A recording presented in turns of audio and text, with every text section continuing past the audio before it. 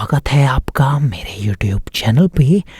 आज हम बात करेंगे ड्रग डिजॉक्सिन के बारे में, जानेंगे इसके मैकेनिज्म ऑफ एक्शन के बारे में, इसके यूजेस के बारे में, साथ के साथ जानेंगे इसके कॉन्ट्राइंडिकेशंस के बारे में कि आपको ये किन कंडीशंस में ये दवाई इस्तेमाल में नहीं लेनी है।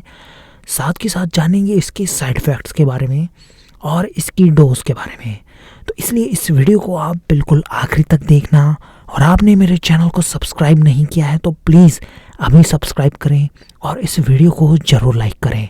चलिए शुरू करते हैं दोस्तों। डिगॉक्सिन दवाई के उपयोगों के बारे में देखिए, इस दवाई का सबसे बड़ा उपयोग हार्ट फेलियर में किया जाता है।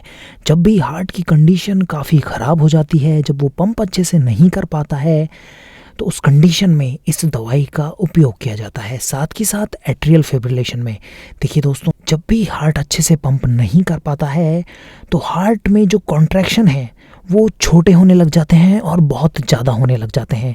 तो उस कंडीशन में हार्ट जो है वो अच्छे से ब्लड को पंप नहीं कर पाता है हमारी बॉडी के अंदर।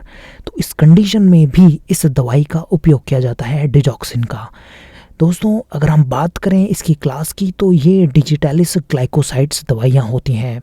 और अगर हम बात करें इसके मैकेनिज्म ऑफ एक्शन की, ये किस तरीके से हमारी बॉडी पर एक्शन करती है, देखिए दोस्तों, ये जो डिगॉक्सिन दवाई होती है वो हार्ट की सेल्स के अंदर सोडियम के लेवल को बढ़ाती है, जिससे क्या होता है, कैल्शियम का जो लेवल है वो धीरे धीरे हार्ट में बढ़ने लग जाता है, जिससे हार्ट की मसल्स में कॉन्ट्रैक्शन जो है वो इम्प्रूव होता है और जो कॉन्ट्रैक्टिलिटी है हार्ट की मसल्स की वो इंक्रीज होती है। तो इससे जो क्या होता है, हार्ट फेलियर में या फिर एट्रियल फिब्रिलेशन में जो कॉन्ट्रैक्शन है वो काफ़ी मजबूत होते हैं इस दवाई को लेने के बाद में। और दोस्तों, इसकी वजह से कार्डिक आउटपुट, जो ब्लड जो है वो काफ़ी अच्छी मात्रा में पंप होने लग जाता है हार्ट से। आइए दोस्तों जानते हैं इसके कॉन्ट्राइंडिकेशंस के बारे में। देखिए दोस्तों, यदि पहले किसी को इस दवाई से हाइपर सेंसिटिविटी रिएक्शन हुई है तो इस दवाई का उपयोग नहीं करना होता है। साथ ही साथ किसी को वेंट्रिकुलर एरिथमिया है तो भी इस दवाई का उपयोग नहीं करना है। इसके अलावा किसी को हार्ट ब्लॉक है या फिर सिक साइनस सिंड्रोम है तो भी इस दवाई का उपयोग नहीं करना है दोस्तों। साथ ही साथ इस दवाई को Wolff Parkinson White syndrome WPW में भी इस्तेमाल में नहीं करना होता है दोस्तों। आइए जानते हैं इसके साइड इफ़ेक्ट्स के बारे में। देखिए, डिगॉक्सिन दवाई को लेने के बाद में किसी किसी पेशेंट में ब्लड विज़न या फिर येलो और ग्रीन विज़न भी देखने को मिल सकता है।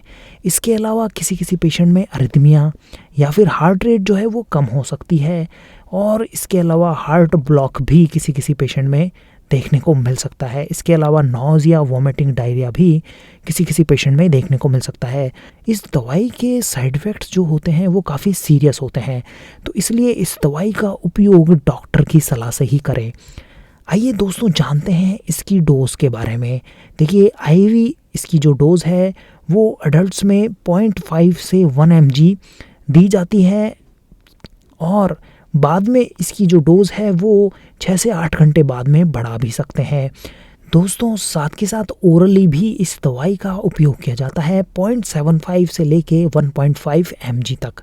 के अलावा अगर हम बात करें इसकी अवेलेबिलिटी की, तो मार्केट में इसकी टैबलेट्स, कैप्सूल, ओरल सॉल्यूशन और इंजेक्शन अवेलेबल होते हैं। टैबलेट्स 0.125 की, 0.25 की और कैप्सूल्स 0.1 और 0.2 mg के अवेलेबल होते हैं। और ओरल सॉल्यूशन की अगर हम बात करें तो 0.05 mg पर ml के ओरल सॉल्यूशंस मार्केट में अवेलेबल होते हैं। और अगर हम बात करें इंजेक्शन की तो 0.25 mg पर ml के इंजेक्शंस मार्केट में अवेलेबल होते हैं दोस्तों। देखिए, इस दवाई को लेने के बाद में ब्लड प्रेशर, हार्ट रेट और ECG को मॉनिटर करना बहुत ज़रूरी है। तो दोस्तों, ये था डिगॉक्सिन दवाई के बारे में। ये वीडियो आपको कैसा लगा प्लीज़ आप कमेंट करें। इस वीडियो को ज़रूर लाइक करें और मेरे चैनल को ज़रूर सब्सक्राइब करें। ये वीडियो देखने के लिए धन्यवाद।